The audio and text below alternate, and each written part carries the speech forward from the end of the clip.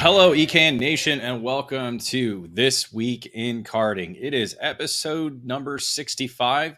Today is June 5th, 2023. I'm David Cole, joined by Nate Dean, as we are going to bring to you the major news that has hit the ECAN homepage over the past weeks. Again, our podcast is perfect for listening to work, on the way home from work, when you're sitting in the garage, working on the cart, heading to the racetrack, or heading home from the racetrack, anytime. Working out even, it's summertime. People are doing walks. It's a great time to get outside and get some exercise and have some good times. So again, any of our ECAN Radio Network podcasts are great to listen to for that, including This Week in Karting, which is today brought to you by Factory Carts. Made in the USA, it's not just a statement, it's the mission at Factory Carts of America. Led by four-time Super Nationals champion Billy Musgrave, Factory Carts manufactures their frames completely in-house at the Riverside, California facility. Built and designed from the ground up specifically for the American karting market, Factory Carts bring new innovations and solutions that are long overdue. No other karting manufacturer stands behind its product as Factory Carts does, providing a 2-year warranty on all their frames. Learn more by visiting factorycarts.com or email Billy anytime at info@factorycarts.com. So, Nate, we took last week off. Well, not a lot of action happening last weekend as we finished up the Memorial weekend and had kind of a 4-day weekend or 4-day work week for all of us. So not much happened on the karting side of things. So we delayed our episode a week. And now we're getting into really not a lot of news. So more just kind of a review of some of the races that we've had over the past couple of weeks or last week, or, just things we're kind of spitballing, talking about. Again, we're bringing back our Where Are You Karting again as well, too. So we'll talk more about that towards the end of the show. Nate, what you were at Memorial Weekend. You were at Stockholm, were you not? Yeah, it was. We haven't run on the Memorial Day weekend, but with all the different regional series going on, we kind of got forced into that weekend. But still a good turnout there. Was it the opening weekend or was it second round of the season? That was the second weekend of the season. Yeah, so people are still anxious. The club racers are anxious to get to the kart track, and I'm sure, anytime you're at the racetrack Memorial Weekend, I think it feels good. It's exciting. I think it's been a while. I don't think I've done that ever, actually, to be honest, because normally we do family barbecues and stuff like that. So I don't recall ever going to an actual karting, maybe Saturday, but not the actual Sunday of Memorial Weekend. So that's typically reserved for, obviously, the Indy 500, which was a bit interesting this year, would you say? I mean, let's just get into that a little bit real quick before we get into some of the karting news. To see Joseph Newgarden winning his first ever, it's just kind of crazy to see, that skinny kid. I remember that. I mean, he used to be about as skinny as you are, Nate. I mean, that's no lie. He was a tiny guy. Now he's they're calling him King Kong now. I think it was Takuma Sato calling him King Kong. At the awards banquet, but it's just crazy to see a guy, again, kid, grow up and now become an Indy 500 champion. What did you think of the race overall? Yeah, it was a good one. It wasn't an all-time classic, but it was one of those that Indy always delivers. And like you said, it's cool for an American to win that, and one who I think a few of us have seen, not me obviously, but come through the ranks in the early 2000s in karting, especially when he's done so much at Newcastle down the road. So that's really cool for the Indiana contingent.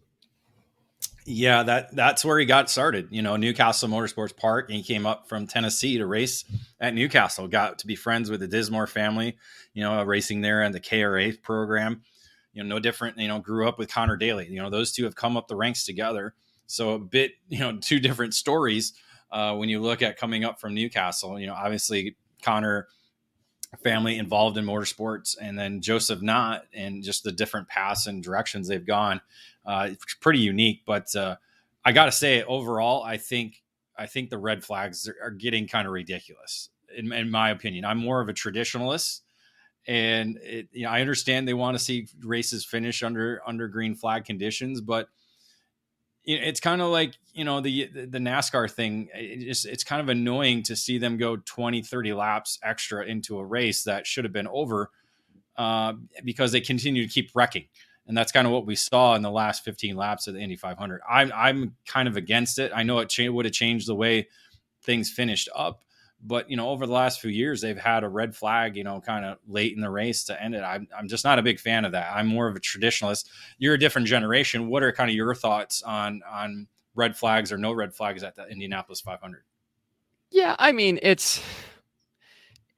I don't know. It's hard, especially when it's one of those one-off events where you do want that exciting, thrilling finish. But at the same time, in my view, the red flag shouldn't be used as an entertainment factor flag, just as a, hey, we need to do track Mm-hmm. repairs or clean the track flag, how it should be, which I understand both sides of it, and I'm okay with whichever way IndyCar wants to lean with it, as long as they don't go too heavy on it throughout the rest of the season. But it wasn't too bad. It wasn't Australia 2023 for F1 bad, but it was still a really solid race. Yeah. It's just, to me, yeah, it just kind of, when they're wrecking coming to the green flag, that's when you're like, all right, guys, we're done. You know what? Yeah. That's where I was like, and that was kind of a pivotal moment too, because I think Ferrucci went from like third to first before he even got to the yard of bricks on the restart as the wrecking behind him. And then I think Newgarden went back to third or something. I can't remember how it all played out, but I mean, that was a pivotal moment. And it's just kind of crazy to see how they unfolded it. And again, you said it perfectly. And it's becoming more entertainment towards the end rather than an actual race. And that's kind of where I, if we were to do that to Super Nationals, throw a red flag with 2 laps to go, just Yeah. because. What I mean, the fireworks would go crazy. People would go crazy. Now it's happened. We saw, I think it wasn't 2 laps to go, but I think with like 10 laps to go, Kremers was leading the Super Nationals, I believe 2019 at the Rio. Red flag came out for a vicious wreck that they had to clear the racetrack along with the driver who was injured, so they had to throw the red flag. There wasn't, it wasn't, to save time or anything like what Indy 500 does. And then lost the race. Ended up losing that race. I think people in karting would go crazy if we did that multiple times in one race. Yeah, and I think we're a bit lucky on that sense, as we don't have to really worry about the fanfare of that, and I don't really see any sort of karting organization do that. But as you Right. as you see like the Drive to Survive effect more and more throughout not just F1 but all motorsport, we might be seeing that a bit more. Well, and that's just it, because Super Nationals is the only type of temporary circuit where you might have a track blockage.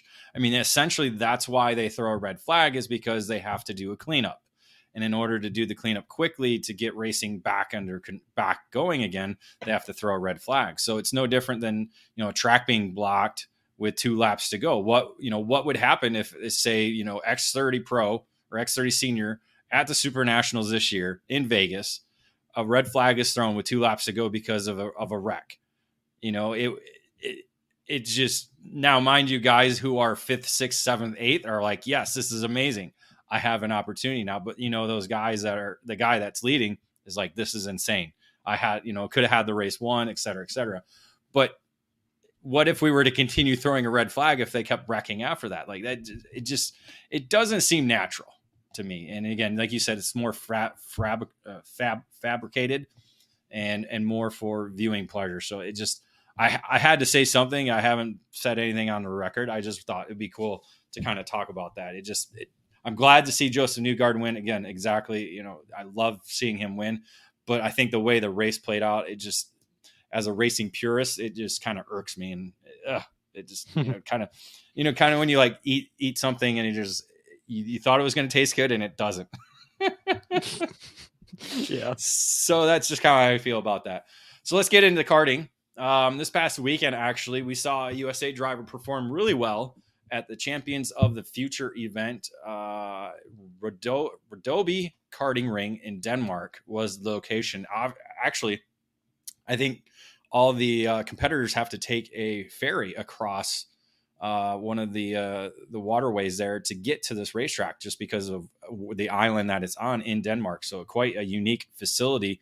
I just look at that on Google Maps. So a unique facility, really kind of big flowing racetrack. So someone we've seen do well with that, Vivek Canthan, United States driver who's been racing with Parolin Motorsport for at least 3 years now, I think, who made his way up through the micro ranks here in the USA before going over and racing in Europe, actually finishing second in the OK Junior category for the third round of this championship. So Vivek Canthan finishing second behind Lewis Rewell of Great Britain aboard the Esprit, with Zach Drummond, another Parolin driver from the British area, finishing in third. Interesting note, Nate, all the OK Junior podium finishers on TM engines. We get into OK Senior, all of them are on IAME. We'll go over who was podium there, but that's kind of an interesting statistic there. IAME better in the OK category compared to TM in the OK Junior category. I wonder, you'd think we've seen the OKN engine do really well over here with the TM. Maybe the OK Junior category is very similar to that new OKN package that we do have here in the United States. So interesting note to see that, Nate. Yeah, and obviously we don't know a ton about the whys and hows of that, but there are some, you will see a good chunk of the time there will be certain engine manufacturers that just kind of understand the junior regulations just a bit more than some others, and you'll see them start to do better. So maybe TM, I mean, obviously TM have found something in those junior regs apart from the competitors there. So like you said, pretty interesting to see. Yeah, so in the OK Senior category, it was Gabriel Gomez for Factory CRG, taking the victory ahead of Jamaican Alex Powell aboard the Kart Republic. So Kart Republic actually going second and third, with Keen Nakamura Berta. I believe he was a junior champion last year or possibly 2 years ago from Great Britain aboard a Kart Republic. So again, IAME 1, 2, 3 in the senior category. But interesting to see how well the CRG is doing over there in Europe right now.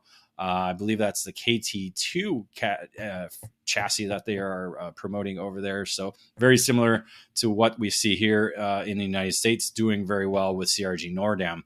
So again, interesting stats to see in international competition over in Europe. Back here in the States, actually, it's summertime. My kids are done with school. I don't know what the school situation is in Minnesota. I'm sure it's probably wrapping up here either last week or this week. But summertime for kids here in the United States, and MPG Motorsports and Race Factory are hosting a summer camp this weekend. So if you have time, get a hold of MPG Motorsports and Race Factory. They will be hosting a 2-day summer camp, June 10th through 11th, at the Whiteland Raceway Park in Whiteland, Indiana. It's again going to cover racecraft drills, advanced driving techniques, physical and mental training, along with a sponsorship seminar. So things on the track and things off the racetrack for 2 days. We've seen a lot of teams do this, Nate, in the past. Nitro Kart had summer camps. Actually, Brent Cruz and Connor Zillage and some of the all the other drivers that have come up, Ben Mayer, have all gone up through the Team Nitro camps that they had in the summertime. MPG Motorsports and Race Factory are kind of following that lead and hosting theirs in Indiana. It's actually a great way to, again, get more one-on-one training and kind of get away from the hectic or the schedule of a race weekend, because you don't have a lot of time to really focus and fine-tune either yourself on or off the racetrack, Nate. So a great opportunity for anybody to take part with the MPG Motorsports and Race Factory.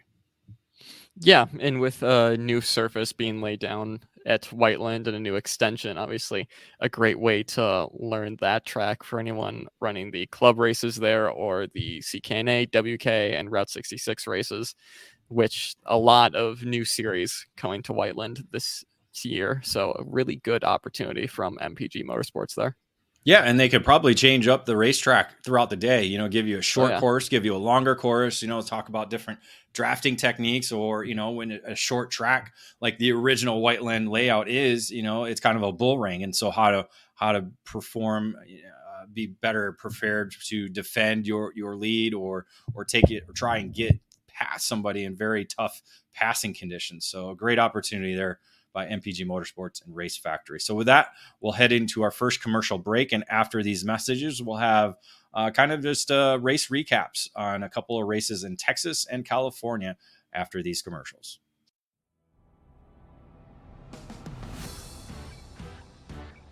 There is no other brand in karting more recognized across the globe than Rotax. Race Rotax is proud to provide the platform for Rotaxians to compete across the U.S., from the grassroots level all the way to the Rotax U.S. Trophy Final. The road to Bahrain began with the U.S. Trophy Series West program that took racers to the Phoenix Kart Racing Association facility and the Musselman Honda Circuit in Tucson. The U.S. Trophy Series East begins on June 16th to 18th at Pittsburgh International Race Complex and is followed by an event at the New Jersey Motorsports Park on August 11 to 13. The road to Bahrain continues with the Rotax U.S. Trophy Final, scheduled for September 15th to 17th at the famed Newcastle Motorsports Park in Newcastle, Indiana. Tickets to the 2023 Rotax Max Challenge Grand Finals in Bahrain on December 2nd to 9th will be presented that weekend, providing racers with the opportunity to compete at the Olympics of Karting. Visit RaceRotax.com to learn more about each Trophy Series program and the Trophy Final event. Race Rotax, an experience like no other.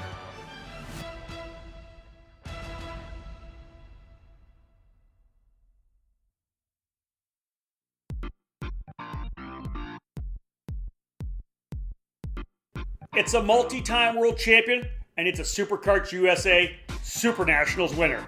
It is SodiKart. And starting in 2023, the Sodi brand has found a new home here in the US. Sodi Racing USA is the new exclusive importer of the SodiKart chassis line under the karting distribution banner, led by industry veteran Terry Germanovich. The French manufacturer SodiKart is a leader within the karting industry, offering a wide range of products and services. The Sodi Racing chassis line offers product in classes from Mini to KZ, all based on years of development and championship seasons around the world. Sodi Racing USA has already begun establishing its dealer network, working with the Karting Collective on the West Coast and recently signing PK Sport to serve as a dealer and the official race team on the East Coast. Visit Sodi-Racing-USA.com to learn more about the SodiKart chassis line or call 954-634-5111 to become part of the Sodi Racing USA network today. SodiKart, the world leader in the karting industry.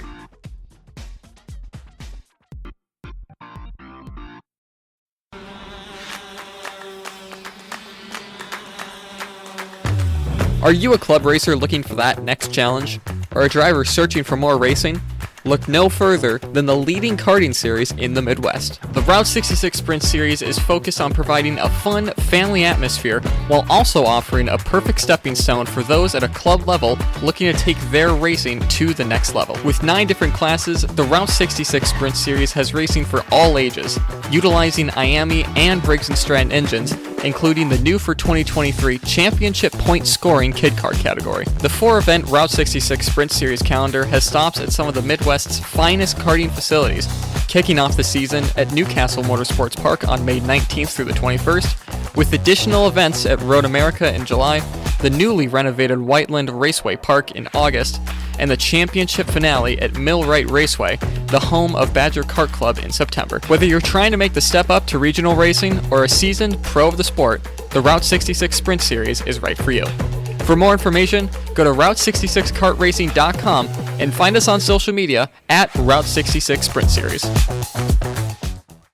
Welcome back to episode 65 of This Week in Karting. It is June 5th, 2023. I'm David Cole, joined by Nate Dean, as we are bringing you some of the news and notes surrounding the sport of karting over the past couple of weeks.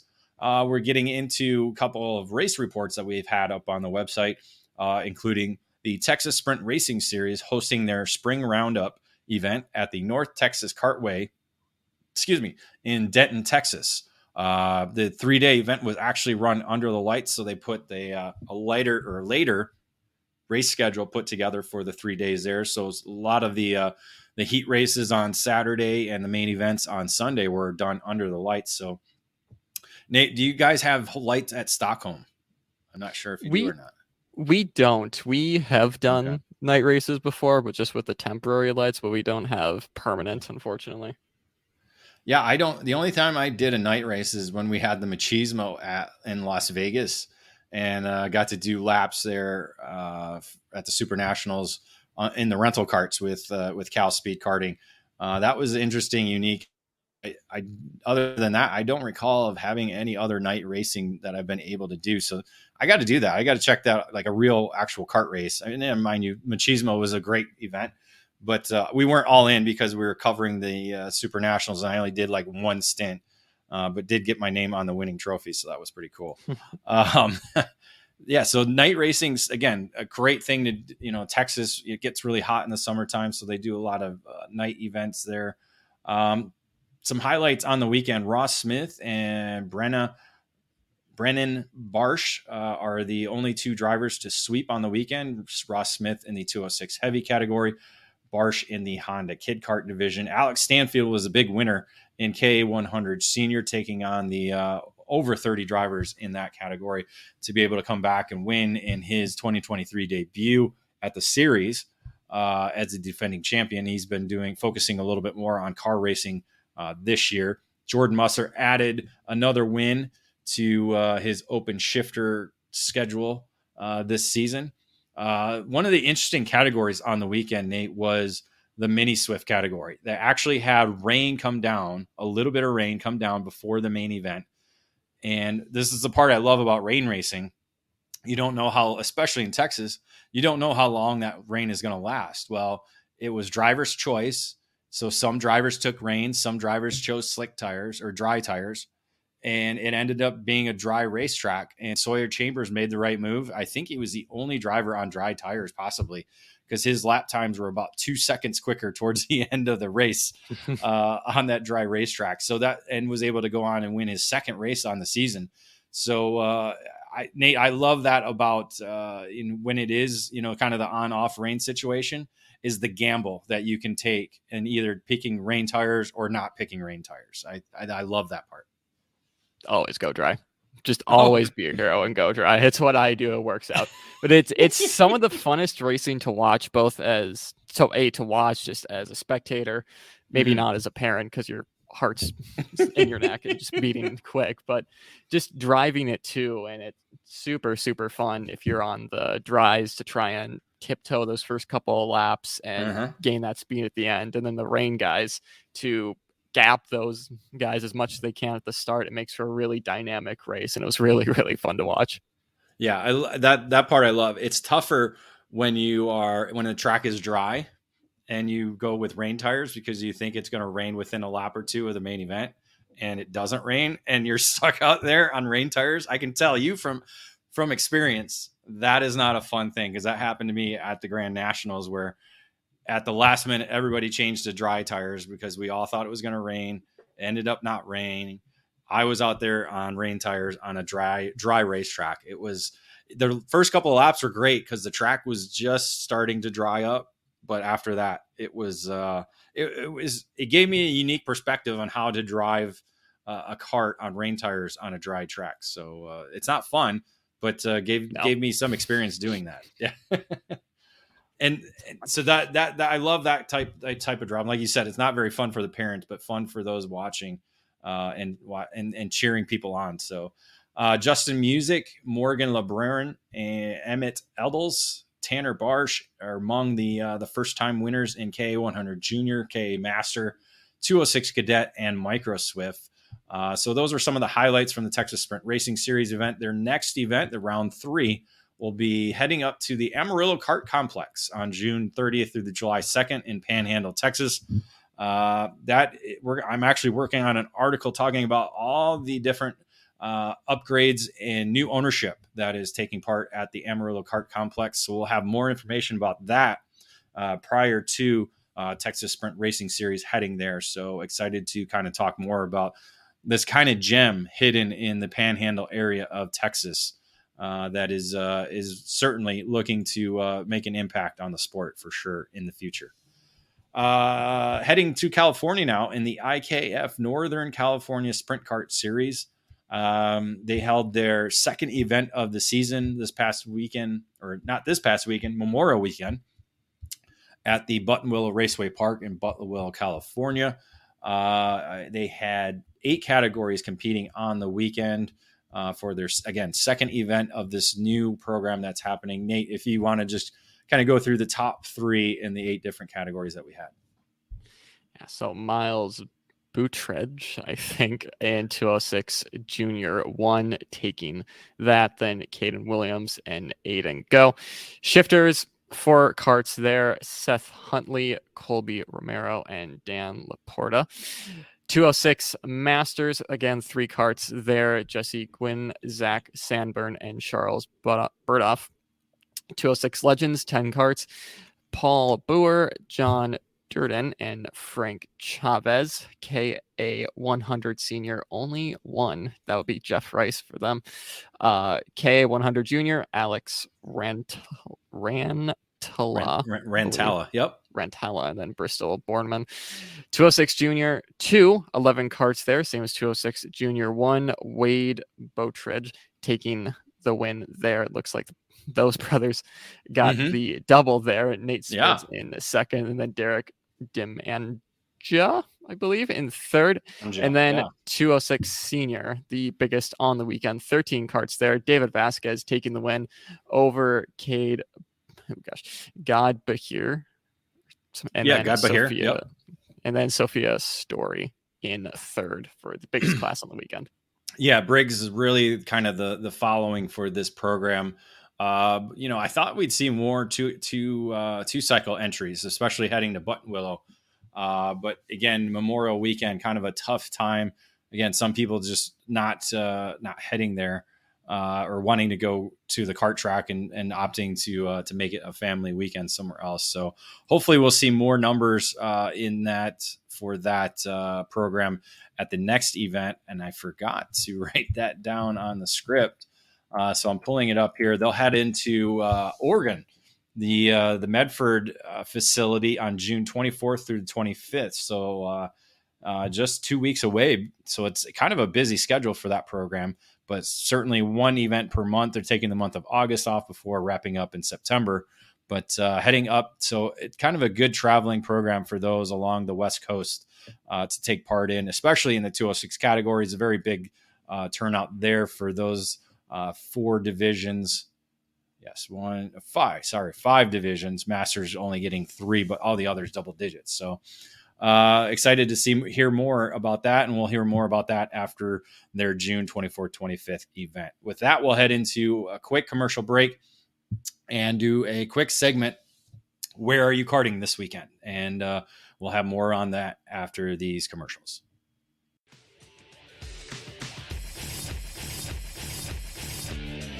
Winning takes top quality equipment, flawless preparation, experienced coaching, and passion. And at Team GFC, we live our passion. Developed by American karting champion Gary Carlton, the GFC chassis has become one of the newest brands to reach the top of the podium in North America. GFC has garnered victories and championships at all levels of the sport since its debut at the end of 2018. Shifter car drivers are at the front of the field in the GT14 frame, with the SS31 a consistent contender in tag and 100cc competition. Team GFC has arrive and drive packages available for all categories, including the mini and micro classes utilizing the GFC RR5 cadet chassis. These young pilots have the opportunity to be part of the Team GFC Young Driver Development Program. Learn from one of the best American karters with 28 years racing at the highest levels of the sport, offering personalized training on and off the track. Follow GFC Karting on Facebook and Instagram, or click over to gfckarting.com to learn more about joining Team GFC. GFC, live your passion.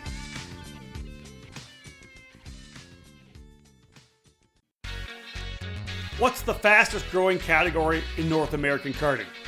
That's easy. 4-cycle racing and the Briggs 206. And what series is taking Briggs competition to the next level? That's easy too. Cup Karts North America. CKNA is also expanding, and in 2022 they launched a new Canada division under the guidance and ownership of veteran industry member Gerald Casely. After running a successful 2-weekend series last year, Cup Karts Canada is expanding to 3 weekends in 2023, and there is tremendous excitement and momentum. The opening race of the series is set for June 9th to the 11th at Karting Trois-Rivières in Quebec, and the drivers and teams will then head to Ottawa and Lombardy Raceway on July 7 to 9. The season finale will invade the iconic Goodwood Kart Race on the August 4th to 6th long weekend, when the championships will be decided. Cup Karts Canada is dedicated to Briggs 206 4-cycle competition with a focus on quality racing and putting fun back into sport. To learn more, connect with Cup Karts Canada on Facebook. Hey there, my name is Dion Von Moltke, and I grew up karting and was fortunate enough to one day achieve my dream of becoming a professional race car driver. Looking back at my career, the most fun I had was in karting, but it was also one of the most challenging times in my career too. I often found myself craving expert guidance from someone who had been there before, that had done it and knew the right path forward, but it just wasn't available. And that's why I created Blaze Coaching. It's a platform designed to ensure every driver has the chance to learn from the best, from those who have faced the challenges and know what it takes to become a champion in our sport. Just imagine being coached by 2023 Indy 500 winner Joseph Newgarden, or Indy 500 front row qualifier Spencer Pigot, or how about Acura factory driver Ricky Taylor. They're all here as coaches on Blaze, ready to help you along your path. It's designed to meet you where you are, so no matter what your experience level is, where you race, what you race, or what your goals are, your Blaze coach is there to help. Are you ready to unlock your potential? Visit blaze.io/karting today. That's BLAYZE.io/karting. Welcome back to This Week in Karting. It is June 5th, 2023. Episode 65 here with David Cole and Nate Dean. Again, on the EKN Radio Network, providing you news and notes regarding the sport of karting. And now we're into our third segment of the episode where we're talking about where are you karting? We have a few events that are scheduled on the big calendar we have at EKN, and kind of looking at those events. And the first on the schedule is the WK Gold Cup program heading to the G&J Kartway in Camden, Ohio. The second event, Northwest Karting Association Pad Holder Super Cup Series, will be heading to the Puget Sound Go-Kart Association facility, which is the Mountain Highway Raceway in Spanaway, Washington. Also racing this weekend is north of the border. Canada goes north of the border, Cup Karts North America goes north of the border for the opening round of the Canadian division at Karting Three Rivers in Quebec, Canada. And something unique, Nate, about all of these three facilities, the first two I talked about, Camden, Ohio, and Spanaway, Washington, the Mountain Highway Raceway, they were built in the 1950s, and then Three Rivers is celebrating its 30th year in operation this year. So these are three very historic facilities in our sport, again, which began in 1956. So G&J has been around here a long time, only 2 years after the sport was invented, and along with the Puget Sound Go-Kart Association in 1959. The interesting note about G&J, Nate, it is a birthplace of WK, if you did not know that, or for those listening at home. Yeah, I saw that. So that's kind of cool for WK to be going back home to what you could say their spiritual home for that series. But like you said, some three really historic tracks that the main series this weekend will be running. So that's really cool to see. Yeah, all very tight courses, not very wide, not like we're used to. We talked about that racetrack in Denmark. I watched some of the highlights from that on social media, and it's a wide racetrack. That's something that a lot of racers today are very used to. They love the wide openness of racetracks. So where you're looking at G&J, the Spanaway, Washington facility, and Three Rivers, Karting Three Rivers in Quebec, these are all very tight, confined racetracks that teach you. It's almost like the Bristols. I always call short tracks or tight racetracks that we have in our sport. They're like the Bristols of karting. And I think it'll be interesting to see. I love how these facilities keep going. That's the one thing that we have in our sport is a lot of history, and it's great to see that continuing with some of these. Whiteland, we just talked about Whiteland. That's another one that's been around since the 50s as well too. So, and that's gone under major renovation. So, as our sport continues to grow and continue on, I wonder if we do see like expansion for some of these racetracks. G&J is really sitting right there on farmland. It has plenty of, if it has the opportunity to grow, it's not like, certain racetracks that are kind of limited by their surroundings. I know my racetrack near here, East Lansing Kart Track, they have houses and apartment buildings around it. They have no room to grow. Like that's the biggest they can be. I think Karting Three Rivers has the opportunity to maybe grow. Not sure about the Puget Sound. That I think is also surrounded by a number of housing developments as well too. So kind of like, Stockholm where you're at, or Newcastle, they're kind of, some of the tracks we have now today are kind of built out where nobody's at. And I think that helps with kind of the noise situations and things, but also provides you the opportunity to have enough space to have room for development. I think that's a big opportunity that anybody building a new racetrack needs to look at is the room for growth. Newcastle, obviously, all that land that has there, but like say, I was just at Speed Sports. They kind of had their plot of land and that's it. So they really don't have any room to grow, especially with them building around that facility with the food truck area, Domino's Pizza, gas station, all right there, kind of there. The only thing next to it is the RV place or home. So it's kind of locked in and not going to be able to grow any more than what it is today. So that's kind of just an interesting tid point I wanted to make on two of the three events that are going on. But, lots of history in those three racetracks. So with that, we'll head into our final commercial break and get into some of the stuff on the EKN website and podcast, radio network, and more things after these commercials. Summertime means long sunny days, barbecues, and of course, racing. Combine all that together with an outdoor concert and you get Rock the Park. FDK Promotions and Andy Saisman are excited to head back to the Pat's Acres Racing Complex on July 14th to 16th for another special one-off event. The Canby, Oregon facility is welcoming back racers from all over the western half of North America to take part in a 3-day karting festival dubbed Rock the Park. A full slate of classes, including 100cc divisions, Rock Shifter, in addition to a special KC class, along with Tag Cadet in the new OKN category, will compete at this historic circuit. The action at Rock the Park kicks off on the Friday with a full day of practice, followed by a free concert for all attendees. Camping is available throughout the weekend to make it a great family vacation, where you can enjoy the river area and bench race after a great day on track. Learn more about the event by visiting challengekarting.com. It's time to rock the park.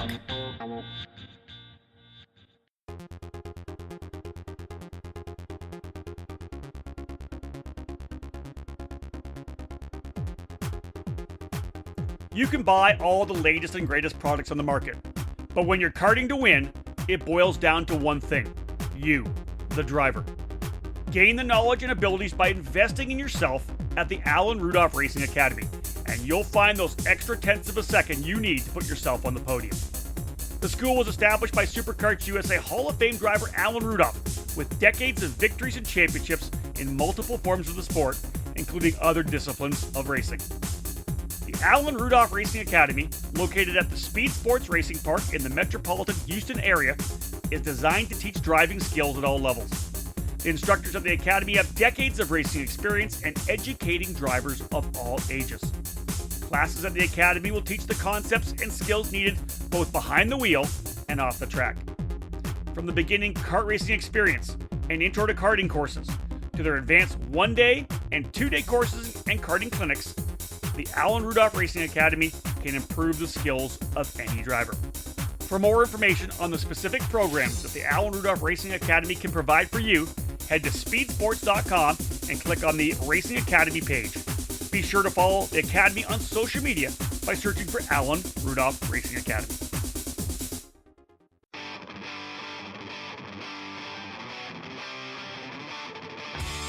A new era in karting is ushering its way into the state of Ohio.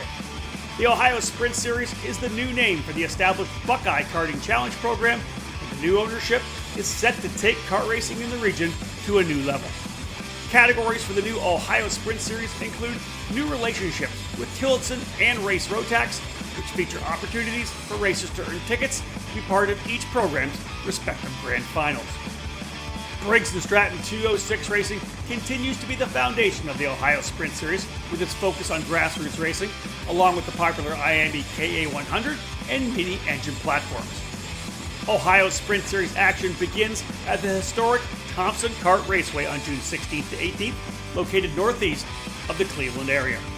Round 2 at the highly anticipated Lorain, Ohio Kartplex, scheduled for August 18th to 20th, will be the first major event at the new River Park Motorplex facility, which is now under construction. This year's 3-event program concludes at the renovated Motorsports Country Club of Cincinnati on October 20th to 22nd. Be sure to follow Ohio Sprint Series on Facebook and Instagram for updates and details for each race weekend.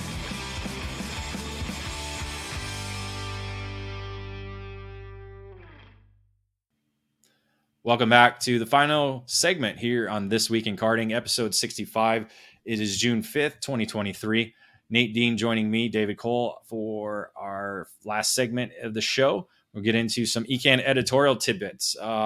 We recorded our last show prior to the Indianapolis 500. And after we recorded our show, we were able to promote or publish on that Friday the Indy 500 grid, the Indy 500 grid, the karting version, where Nate did an amazing job on some of the on all the graphics that we had, including the 11 rows, and put it on social media and everything like that. Got a lot of a great following and reshares and etc. A lot of people just, love seeing old racers. I actually found one, I think it was yesterday, because Nate, of the photos we have, who do you think we need to update the most? Like with a new photo? Tony Kanaan. Well, but but that's a true like old school photo of him, right? So I'm thinking, for me, it's Ryan Hunter-Reay, because that photo we have of him is when he raced at the PRI show, and so it was kind of like he was already an IndyCar driver. It wasn't of him during like Will Power is another one. We don't have a photo of Will Power during his youth days in the sport of karting. We've asked him multiple times, and he hasn't followed up on that request. So I actually just found one. I actually found one with Ryan Hunter-Reay. So we'll be able to do so if he does indeed come back next year, which could be a possibility. I have that stored away, so we'll hopefully be able to do that. But so you think Tony Kanaan? You think we need to update that, or maybe do a different one of his older? Because it looked like some of the same photos that were in a lot of the but thank you video montages they had of him all week long during the 500. Yeah, maybe not an update, but just looking at it compared to the rest of the grid, where like some of the newer guys like Eilert or Lundgaard, it looks like they were just racing. It looks like it could have been taken a few weekends ago, and then you get to Kanaan, and it's like, what the but Kanaan's old. Thing? Yeah, and you got to remember that was in the 80s. Think about it. Like him and Elio used to race in the Brazilian kart tracks together. It's an old school photo, and really, it was pre-body work, but he had body work on it. I'm going to pull up the Ryan Hunter-Reay one I have. Hold on. But I don't think he had body work, because again, that's one of the things is we didn't he did have the big nose on. All right. So he's got the G-Man nose on. So let me quiz you on this. Which chassis brand do you think Ryan Hunter-Reay was on in this photo? I'll narrow it down for you. It's an American chassis brand. And it's 4-cycle. Probably Margay then. It's not. I have no idea then. It's actually an Invader. So gosh. Yeah. and it's so funny because the side pod says Ryan Racing. It's, it's very, I mean, because that's how we were back in the day. Because this is 1996, June of 1990.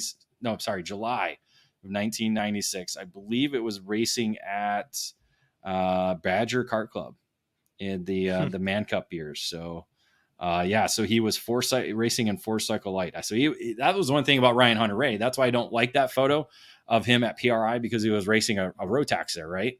Ryan Hunter-Reay was a 4-cycle racer. Really, that's all he did in karting was 4-cycle racing that I recall of.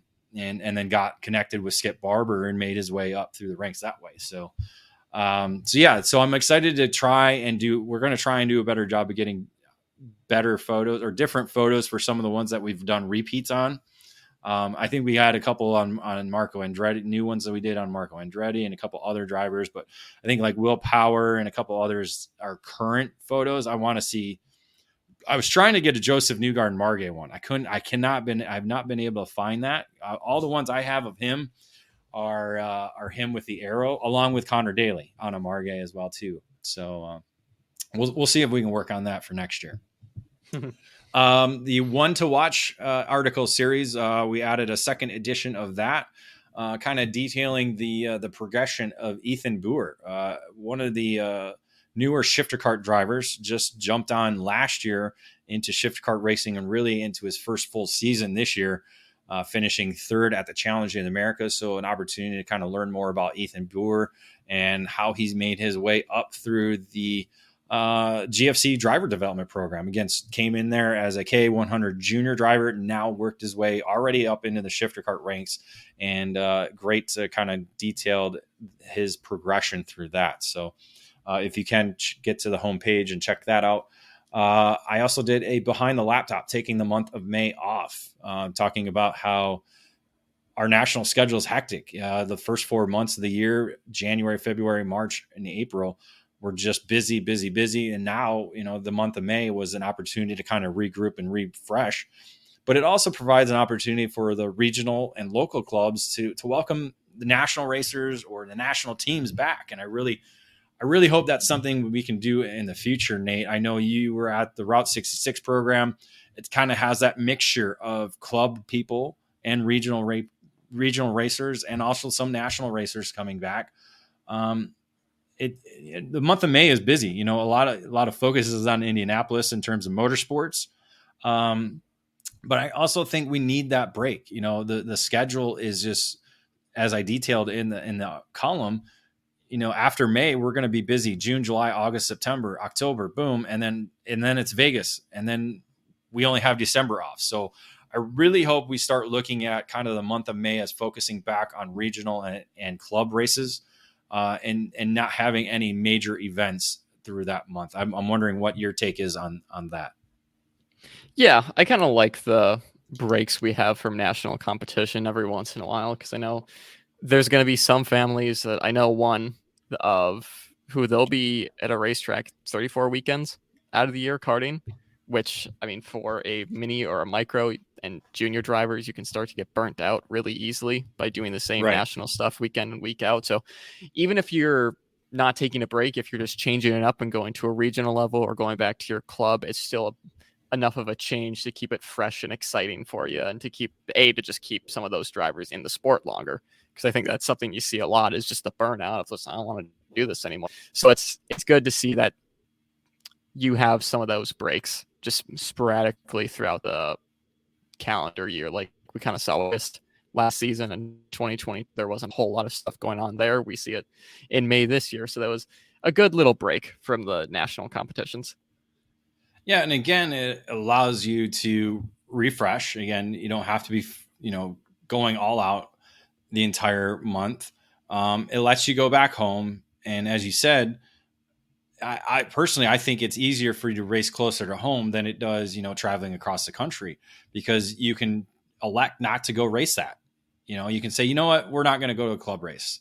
We got to do this or that. Or maybe we'll just throw stuff in the trailer and go and have fun and hang out. And again, that's what we're doing this for. There's always, it's funny because, Joseph is a great example of it. there's a lot of money that goes into making you into an IndyCar driver. A lot of money. And we've talked about this many times before, myself and Rob in previous shows. And I think that that's a lot of people still don't realize that. You still have to have that support to take you to that next level. You could be a 20th driver in mini, in junior, and in senior, but if you have the funding, you can get to IndyCar. And I think that's the realization we have to continue to remind people is that, what are you doing this for? Are you doing this for the fun of it? Or are you doing it to become the next IndyCar 500 champion? Well, if you are, there's a whole lot more work, not just on the racetrack, that you have to do in order to get to that point, or at least try to get to that point. And so again, karting is what you make of it. And I continue to say that. And this is kind of, again, a branch of that philosophy is what this column is. Because again, you don't have to burn yourself out trying to get to that next level yet. You really don't. Karting is, again, you just learn the basics of racing. And it's the best way to learn the basics of racing. Because when you get into some of these car racing programs, you're not going to get a lot of track time. And then when you do get in the race, it's hectic, it's frantic, and you get 20 laps or, however many laps they really are. And you're not going to learn a lot from that. You're going to have to debrief and take what you can and go to the next one and go to the next one and go to the next one. Where karting, you have multiple races in one day to where you can learn your racecraft. So again, I really hope people we keep trying to remind people there's a lot more to it to get to that next level than what you really think. It's not all about being the best you are in karting. It really isn't. Karting is, again, what you make of it. If you want to be a national champion, you go for that. If you want to go to the next level, you can do that. But there's a lot more beyond that. So it's kind of the frustrating part, I think, Nate, about motorsports is that, it used to be, you were scouted. It was, it was no different than what we see in, college sports, where you're recruited to go to be part of this university's sports program. Where in motorsports, these motorsports owners used to recruit these drivers to be part of their team. It doesn't happen anymore because a lot of it is funded around money. And that's really kind of the sad part of our sport at this point in time, really, to be honest. Yeah, I mean, especially not in the US. I think in Europe, they do a bit of a better job with it. And the motorsports ladder is a bit more set up for them over there than it is in the US. And maybe that's something just as an industry over here we need to do better on. But yeah, you still have to have the money over there. You still have to have the right connections. You still, no, absolutely. Again, because I mean, that's one of the things is connections. That's a, again, there's so many different portions of becoming a professional race car driver. Connections is a big part of the pie. You have to know the right people to get to the right people, to be on a right team, or to be close to a right team, or to have a pathway to the right team in order to better yourself as a motorsports driver. So, I mean, again, money is still involved with it, but I like how you're saying the ladder system's more defined over there in terms, especially open wheel racing. It's more defined, to where here it's kind of a little bit of a free for all, but now it's kind of gotten back, obviously with the Road to Indy and now USF Pro Championships, but you still have all these other programs. And even in sports car racing, you have all these a lot of different sports car racing that, there's not a direct path to IMSA, right? And would you say, because you're a big IMSA guy? I mean, the only real way is, if you want to follow that ladder system, is the MX5 Cup. And even then, there's not a ton of seats available there, where it would be a kind of a big step that you're either going to straight from karting to Michelin Pilot Challenge or to the new VP challenge that they have for this year. So it's like there is a step there, but it's missing a few rungs in most series. Yeah, I feel like there's a lot of steps. Like there's a step in this direction, there's a step in this direction, there's a step in this direction, and there's a step in this direction. But there's not really that next elevated step. or the next elevated step is all the same rung. And it's kind of confusing. So I really think that's where we're kind of lacking is an actual formation of a ladder to understand it better. I mean, and then no different in karting, it's sometimes confusing for new people to get involved with it because they don't understand the terminology of just the class names. That's a big hinder in our sport as well too. So again, just a lot of things to kind of debrief on that. So we'll kind of get off that subject and let you think about that and get back to us on that. And then recently we did our driver rankings, the Skip Barber Racing School driver rankings for shifter and tag. No changes in the top three for either program. We have Martin Kremers, AJ Myers, and Hunter Pickett as the 1, 2, 3 in shifter kart rankings. And then in the tag, it's still Ryan Norberg trailing or getting chased by Hayden Jones and Diego Ramos. But I got to expect we're going to see some changes after this weekend at the SCUSA Pro Tour Spring Nationals with Joe Turney showing up in Utah, who just made his way into the top 10 in the rankings in tag. So that could be an interesting change. And again, Ryan Norberg, he's got 2 wins from Utah last year. So if he doesn't replace him with wins this weekend, that's going to change his point total significantly. So that's going to be a story. We'll have our next rankings being released probably June 29th, June 30th. So we'll have both the SCUSA Pro Tour event this weekend and the United States Pro Kart Series from Newcastle Motorsports Park prior to a release of the rankings. So a lot of things could change in both shifter and tag driver rankings. Yeah. And I mean, with Hayden switching teams, he's struggled a little bit, but he's starting to find his footing. So that'll be an interesting story. Diego is with his teammate Matias Morgado and Burrell Art and PSL, all of them starting to figure out that long run pace a bit more of that Burrell chassis. So we could be seeing more of them up front. Like you said, Norberg's been struggling the past couple of race weekends, really ever since Newcastle USPCAS. We haven't seen the level of domination from Norberg, so he's going to be wanting to get back to his ways like he was at Utah last time out. And the shifter, always up in the air. You always have such a competitive crop of shifter drivers here in the U.S. So after Utah, this could get interesting in the rankings. Yeah, especially last year when we saw the fireworks between Myers and Kremers in Utah. So we'll see if that gets ignited again in the salt flats of Utah. EKN podcast review. Again, you can subscribe to our EKN Radio Network podcasts anywhere you get yours: iTunes, Google Play, Spotify, Podbean, or other podcast outlets. Make sure you subscribe and give us a review.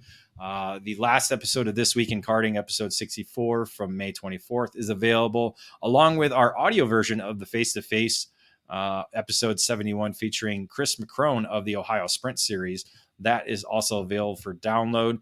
Well, later this week tomorrow we'll actually be recording the outlap for the SCUSA Superkart or the SCUSA Pro Tour Spring Nationals. So that'll be recorded tomorrow and available later this week. And that'll be playing on our EKN Radio Network on Wednesday. Again, the only 24-hour, 7 days a week channel dedicated to the sport of karting in the world. Again, this episode of This Week in Karting will be playing on Tuesday, June 6th. So that will be playing on the EKN Radio Network. Today we have SCUSA Pro Tour Live Rewind, and we'll have that as well on Thursday before we get into coverage for the SCUSA Pro Tour Spring Nationals. What's coming up on EKN? Again, trackside, June 9 through 11, SCUSA Pro Tour Spring Nationals, as we just mentioned, from the Utah Motorsports Campus in Erta, Utah. Rob Howden will be trackside, providing the race call and providing some paddock news and notes on Friday. Nate Dean, you'll be at home covering the event from home, providing the top 10 results, working with On Track Promotions, the official photographer of Superkarts USA. I will be taking the weekend off due to a family event that we have going on. So thus I will not be trackside for the event this weekend. So Nate, as you said, I said AJ Myers, Martin Kremers. We saw some fireworks last year. Ryan Norberg coming in with 2 victories last year. See if he can defend that. What other stories? Joe Turning, obviously coming over. I think Sodi Racing USA is going to bring Harley Keeble over as well. So we have a number of drivers that are going to be competitive in the X30 division. Junior, you got to say probably Ernesto Rivera is probably the story to watch. Is he going to continue his dominance there? I think that's another key story going into the weekend. Yeah, I was going to say just the RPG speed they've had in both X30 and KA competition in the junior category has been immense this season. So it'll be interesting to see if some other teams could possibly dethrone them at Utah. I was going to say the mini and micro battles that we've been seeing, it's kind of gone under the radar, but it's just so many different drivers have been competitive throughout all the different series throughout this season. So it's always a bit of a toss-up when it comes to predicting the podiums for those guys. So that could be an interesting one to watch. Yeah, the winners in the mini division were Kai Johnson and Tristan Murphy. So those two picking up their first career SCUSA Pro Tour victories. But the driver we've seen win a United States Pro Kart Series and Lucas Palacio, he ended up, not having a good weekend in Orlando for the SCUSA Pro Tour event. So he's actually sitting back in 11th in the championship chase. But he just picked up, I believe, another victory at the Stars Championship Series event this past weekend in Newcastle. Again, 2-time winner in the United States Pro Kart Series, leading that championship. You got to think guys are going to be on him throughout Utah going into this weekend. And then the micro division, again, you said a number of different drivers winning in that program as well too. At the SCUSA Winter Nationals, it was Juan Garcia de Vela and Maxwell Macha, who I think Maxwell actually just doubled up at the Sunshine State Karting Challenge in Anderson. So he's coming in with momentum and the championship lead. So we'll have more on that and those stories in our Outlap podcast. So make sure you download that later this week. And then again, later this month, we'll be heading to the United States Pro Kart Series at the Newcastle Motorsports Park in Newcastle, Indiana on June 23rd through the 25th. That'll be the midway point of that championship event. And it should be an exciting weekend as, again, June in Newcastle tells me it's going to be hot. Would you agree, Nate? Yeah, it's in Newcastle. It's either freezing cold or hot. There's no real in between. So if we're going in June, I'll put my money on hot. Yeah, they lost. It was so hot this weekend. They lost power. They literally lost power. Talked to Mike Adams. He said it reminded him of the Summer Nationals we had a few years back where it happened. The same thing happened. So make sure at the end of June, everybody has their generators ready to go in case we need the backup power to run things. So with that, Nate, any other final words or comments on any of the topics we hit today? It's finally the summer months. It's kicking off. Ready for it. You're ready to get suntan, right? Yeah, not burned, tanned. I am going to get burned. I know it, but we'll try our best. There you go. All right. Well, yeah, I'm excited to see the summer months come. We got a lot of racing to cover and a lot of events to head to, and excited to get into the month of June for the sport of karting. So for Nate Dean, I'm David Cole. Thank you for tuning in. And until next time, we'll see you later.